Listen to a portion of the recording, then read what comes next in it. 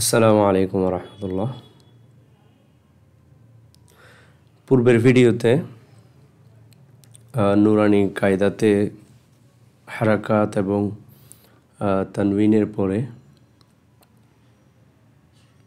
এই যে এই পাঠটি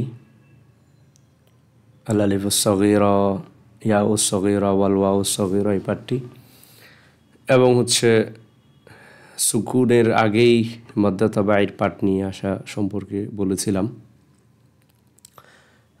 এখন আরেকটি বিষয় বলতে চাচ্ছি, সেটা হচ্ছে এই যে মদ্দা তাবাঈর পরে এখানে লিনের পাঠ আনা হয়েছে আর কি। আমরা যারা জানি লিন বলতে একটি সিফাত আছে, তো আমি বলবো আসলে লিনের পাঠটি এখানে অতিরিক্ত বা অপ্রয়োজনীয়। কারণ একজন স্টুডেন্ট, নিউ স্টুডেন্ট, এখনও সুকুন শিখে নাই, সাদ্দা শিখে নাই।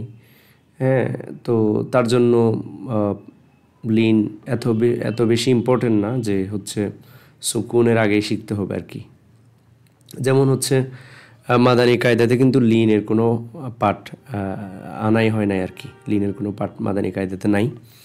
কারণ লিনের মতো মানে বলতে গেলে সবগুলো সিফাতই কিন্তু ইম্পর্টেন্ট, বা মাখরাজের বিষয়গুলো ইম্পর্টেন্ট। এগুলো ছাড়া তো কোরআন পুরোপুরি শুদ্ধ হবে না।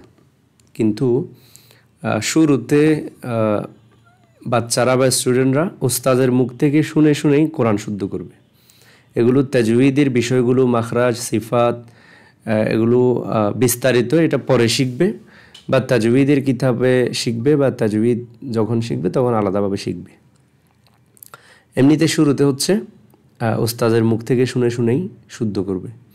তো সেজন্য কায়দাতে এখানে আপনার লিন শিখানোর আসলে প্রয়োজন নেই।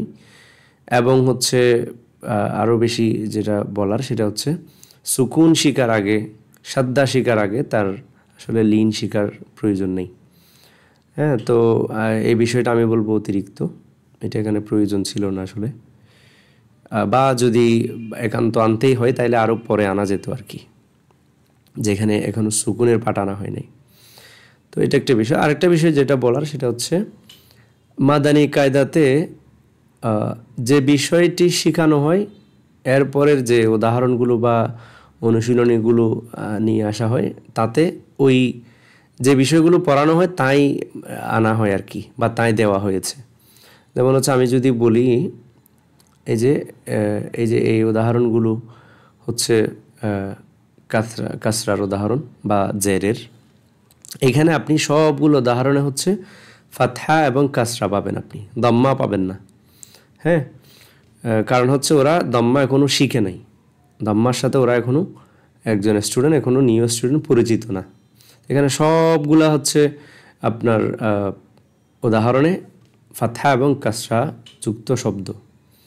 হ্যাঁ, দম্মা নাই। এরপরে যখন দম্মা, এই যে এখানে যখন দম্মার উচ্চারণ শেখানো হয়েছে, এরপরের উদাহরণে দম্মা নিয়ে আসা হয়েছে। ফাতহা, কাসরা, দম্মা তিনটা নিয়ে আসা হয়েছে, যেহেতু তিনটাই ওরা এখন শিখে ফেলেছে। কিন্তু এখানে সুকুন আনা হয় নাই, কারণ সুকুন ও এখনও শিখে নাই। হ্যাঁ, কারণ একটা উদাহরণে যদি আপনি যেটা ও এখনও পড়ে নাই বা চিনে না, ওই বিষয়টা আনেন, ওটা আবার আপনার আলাদাভাবে তাকে শিখাতে হবে বা বোঝাতে হবে।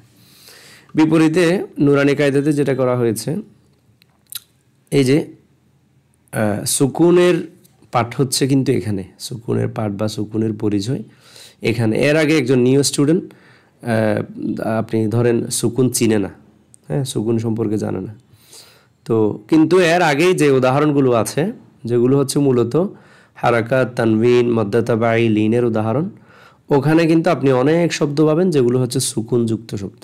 এই যে দেখেন, আইনুন, এখানে সুকুন আছে, শাইইন, খায়রুন, হ্যাঁ, কওলুন, লাইসা, অনেক শব্দ পাবেন এখানে। তো এখানে সুকুনযুক্ত শব্দ আনা হয়েছে যখন কিন্তু সুকুনের পাঠটা আসে নাই, বা সুকুন সম্পর্কে স্টুডেন্ট জানে না, শেখানো হয় না। এই সুকুনের পাঠটা এরপরে। তো এটা এই যে লেসন প্ল্যানটা যে সুন্দর না বা পরিকল্পিত না আর কি বলবো। কারণ এই যে মাদানী কায়দাতে কিন্তু এরকম আপনি একটা উদাহরণও পাবেন না যেটা প্রিভিয়াস লেসনে সে শিখে নাই বা জানে না, এরকম উদাহরণ নিয়ে আসা হয়েছে, এরকম পাবেন না। কিন্তু এখানে এই বিষয়টা দেখলাম আর কি। তো এটা আসলে সুন্দর হয় নাই বলবো আর কি আমি। তো এই আর কি, এটা হচ্ছে মাদানী কায়দা এবং নুরানি কায়দার মধ্যে একটা পার্থক্য, অতিরিক্ত পাঠ নেই এবং হচ্ছে বাচ্চাদের জন্য উপযোগী না, স্টুডেন্টদের জন্য প্রয়োজনীয় নয় এরকম বিষয় আনা হয় না। যেটা যখন প্রয়োজন, যেখানে প্রয়োজন ওখানেই মানে পরিকল্পিতভাবে ওভাবেই লেসন সাজানো হয়েছে।